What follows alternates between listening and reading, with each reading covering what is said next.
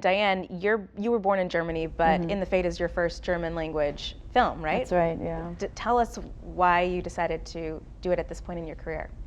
Oh, I was waiting for a part to come out of Germany for a long time, but I left 25 years ago, and I don't really know anyone in the German film industry. And my director, Fatih Akin, is actually Turkish, born in Germany, but of Turkish descent. And I grew up with his films. And I met him 5 years ago in Cannes. I was a jury member, and went up to him and said, please, if you ever want to make a film with me, I would love to. And so he remembered this, and he wrote this for me. But funny enough, what you were saying, it was a film actually, he had this project for a while, but it was always a male protagonist. And upon meeting me, he changed it to a woman.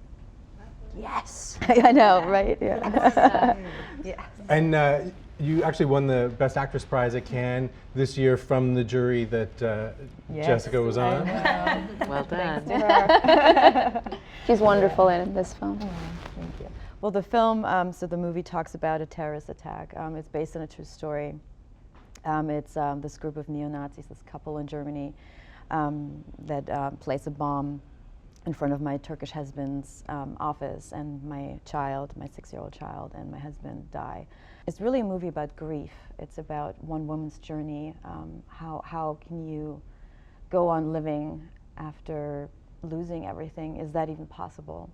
And seeking justice for what happened. And so it's a very, it's nearly like a documentary. It feels very real. Diane, for you, it seems like your role in The Fate is something that would be very far away from your own experience. And so what becomes your point of entry? Like, how do you sort of find your way into that performance? Yeah, I don't have children, so playing a mother who's losing her child was definitely far away from what I could imagine. For me, it was meeting with a lot of victims. You know, I sat in a lot of self-help groups. I met about 30 families who had lost kids or family members, not necessarily to terrorism, but to murder. And I think what you're saying, I think when you grow older, I didn't quite realize how sometimes, maybe to my own fault, but sometimes a character makes you discover so much more about yourself and your capability of empathy. And while you as an actor search for truth desperately to try to find the truth of that character, especially when it's a contemporary film and something happened, you know, is still ongoing, like it is in my film.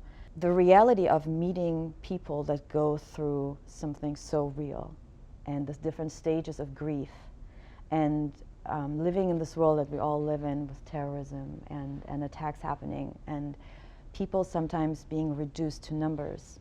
100 people died, 50 people died. Who's the killer? What were his motivations? But we don't ever stop and think about the people that stay behind. 6 months later, a year later, 2 years later. And I will never forget the reality that these people live. And to this day, it's very present with me. It's really something that